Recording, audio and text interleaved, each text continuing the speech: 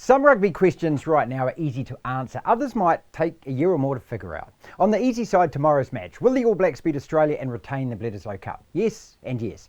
On the almost impossible to know side, are we a better team this year than last? And who will end the year rated as the world's best side? 2020 is the first year since Rugby World Cups began that we're going to finish the test calendar without any true accurate gauge on where our team sits.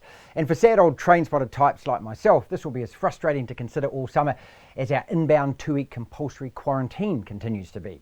Following last year's semi-final shellacking by England, the All Blacks were rightly considered to be the world's third best team behind both Cup finalists. The only way to regain that number one mantle was to beat the two teams above us and to do so as quickly as possible.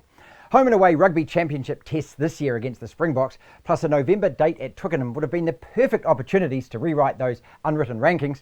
But when COVID killed them off as contests, we were left with a schedule which simply isn't long enough or strong enough to make any such post-season assessments worthy or worthwhile. 4 tests versus Australia and 2 against Argentina will tell us some things, but not nearly enough of everything.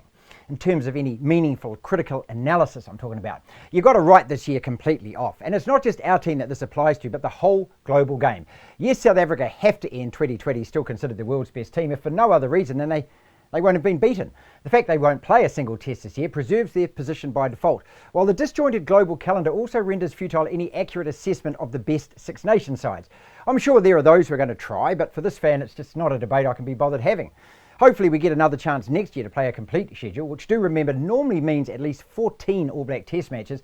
But until then, the progress and performance of this year's team can only be qualified as largely unknown. So in answer to the question, is our team better than we were in Tokyo? I can only say, ask me this time next year, because right now we really don't know. And until then, we simply won't know.